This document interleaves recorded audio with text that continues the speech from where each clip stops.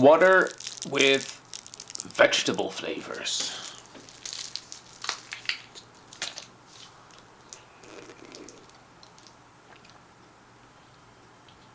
So today I am going to Trial, which apparently has an enormous shop here in Osaka, and I'm very curious to see it, so let's go.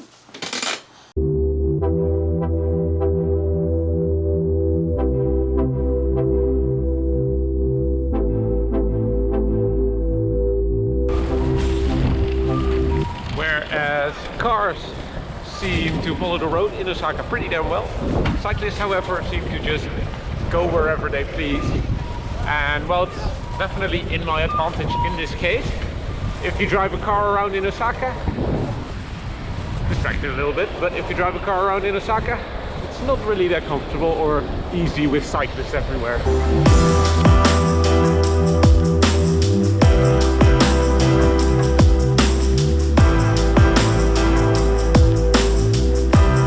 I decided that the first thing that I wanted to do when I arrived at Trial was to take some shots of the cars parked outside. When I was taking pictures of the cars, I noticed just how much bigger Trial is in comparison to the other shops I had visited in Osaka. Based on the cars outside, I figured that Trial had a very large and wide customer base. They had all kinds of cars ranging from RX-7s to Minis to K off-road vehicles and European sports cars. They even had a few Starlet GT Turbo race cars, which I was dying to see up close. But when I wanted to go inside, I noticed a small issue.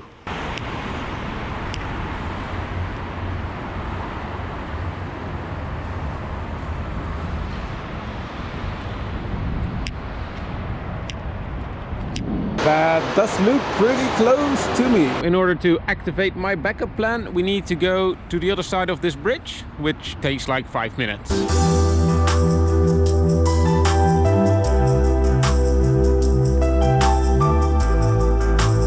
That is because on the other side of the whole junction here, there is another up garage, and since the last up garage was pretty successful and the last up garage was a second-hand up garage, this up garage is in fact a new car part up garage. So maybe I see some really cool stuff there as well that I might want to buy. So now I am once again at an up garage. Like I said, this up garage was listed as a new part store as opposed to the other up garage, which was listed as a second-hand up garage. However, when I arrived, I noticed that it was pretty much the same as the previous up garage that I had already featured, and I don't really have that much more to say about it. If you missed the up garage video at any chance, then you can find a link to it in the description. But me not having that much to say about this up garage is okay, because first up I still needed to buy a whole lot of more stuff, and secondly I still have a whole lot more to say about Trial. So why don't we just swap out the interior shots of Trial with the interior shots of up garage, and we are good to go once again. Anyways, where were we? Oh yeah, the history of Trial. The people at Trial started out with a Datsun 240Z race car. They entered and had won a couple of drag races and top speed challenges and decided to set up shop in 1982. This quickly became very successful, and in 1984 they were one of the first to reach more than 300 kph with their Nissan 130Z race car, beating the HKS Celica at that time. They branched out into several different subjects, such as a marine division and an all-female racing team. However, it was not until 1990 when they saw big success with their own Trial front lip for the JZA-70 Toyota Supra. In the early 90s in Japan, the body kit craze really took off, and Trial booked massive success for it, making body kits for cars such as the R32 Skyline and the Yunos Roadster, or MX-5 or Miata or whatever you like to call that car.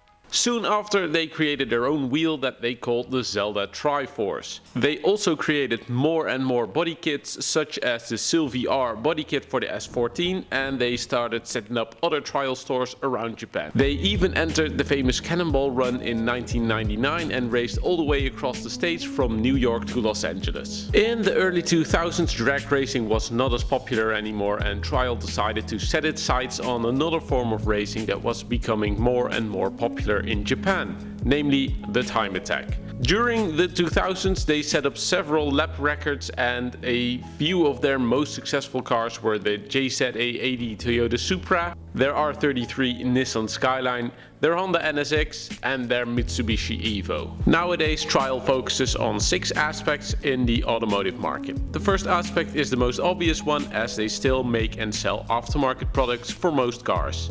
They mostly focus on performance parts, but they sell all kinds of items such as body kits, wheels, tires and racing seats.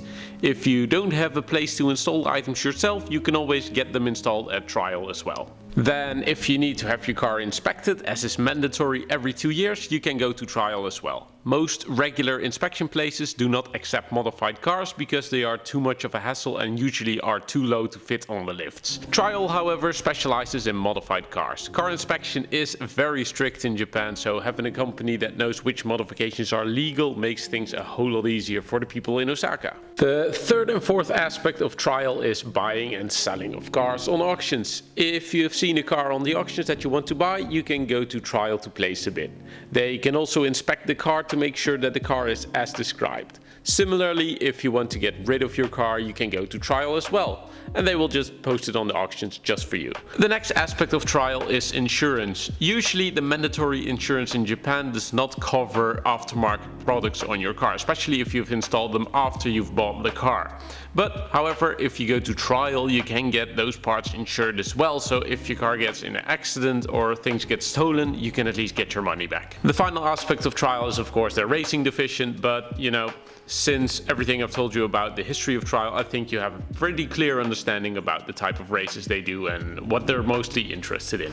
I hope you guys now know a bit more about Trial. I mostly knew about them because I used to have a Trial front lip on my JZA70 Toyota Supra and I had no idea they were this big. At this time I pretty much found everything I needed at Up Garage, so it was time for me to head home once again.